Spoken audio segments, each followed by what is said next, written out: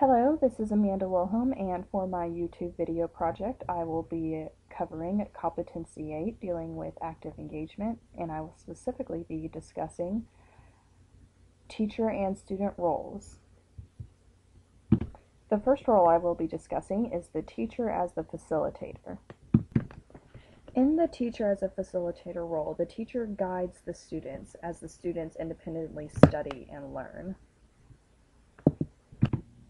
The teacher will be around to answer any questions that the students might have and guide them through their independent learning.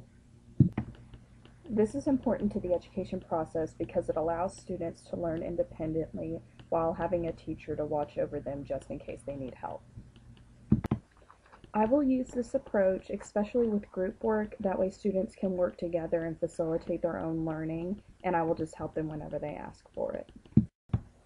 In this slideshow of pictures with the teacher as a facilitator, I am standing in the background while the student works. I can answer questions when they need help. One tool that I can use is posing questions to students to make sure that they understood the topic and not give them the answer at the same time. The next role I will be discussing is the teacher as the audience. In this role, the teacher becomes a part of the classroom and will observe students the way the rest of the class does. I will use this in my own classroom by asking students to volunteer for presentations and making sure that they are actively engaged with the rest of the class by asking questions and making sure they understand their topic that they are covering. This is important to the educational process because it is a student-centered role and it allows students to show me what they have learned and not just me teaching them. This role can be utilized in any sort of performance. Students could perform skits, read poetry, or give presentations with PowerPoint or poster boards, so it will be a very good tool to use in the classroom for projects. In these pictures, you see a student presenting. I think it's important to ask questions if needed by a teacher in order to ensure that the student has learned their material. It is also important to have positive feedback when students perform in front of class to make sure students keep a positive self-image. The third role I will be discussing is the teacher as a guide, which is very similar to the teacher as a facilitator role. The two main differences in the roles are as a guide, the teacher will adjust and mold a lesson towards the student's needs as a lesson progresses. However, students are still independently learning. This is important to the educational process because it allows educators to think on their feet and adjust lessons as needed, but while still having students actively engage in their learning process and learning for themselves without the teacher directly telling them. This issue can arise in the classroom in any situation, particularly with independent work. I will formulate ways to place students in the right direction so they can still learn the information on their own. In these teacher as a guide pictures, I am explaining the assignment in depth, which I really think is helpful to students with complicated assignments. I also try to actively help students with their work and show them what exactly I want them to do. The final approach I will be discussing is the teacher as a coach. The most important aspect of this role is the immediate feedback.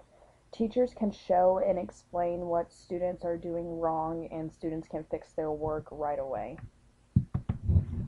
This is a useful role when students are trying to learn new information or a difficult topic. I really like this because teachers are able to ensure students don't create bad habits and are doing the work correctly. I will use this role in my classroom when I teach government and economics in particular. These subjects are more difficult and have more complicated aspects to them.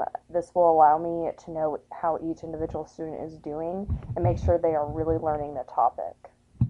In the teacher as a coach simulation, I will review students' work and show what they are doing right and show them what they are doing wrong. Students can then make changes in their work and try again to make sure they're doing it right, and I will again check their work to see how their progress is coming. The last aspect of active engagement that I wish to discuss is the roles that both the students and the teacher play, specifically relating to who is the focus of the lesson. In the teacher-centered classroom, the teacher is the focus of attention. This is a deductive strategy where teachers lead students from known information to unknown information. A great example of this is lecture-style teaching. In the student-centered classroom, the students are, of course, the center and focus of the learning experience. This is going to be a more inductive strategy because the class works with whole new information and is trying to learn it as a group. The teacher is a part of this mechanism and helps students to understand this new information, but not directly telling them, but through guiding them and facilitating learning. When studying active engagement, it's very important to understand the roles that a teacher and a student plays in the classroom. If educators use these roles effectively, they will be able to reach all learning styles.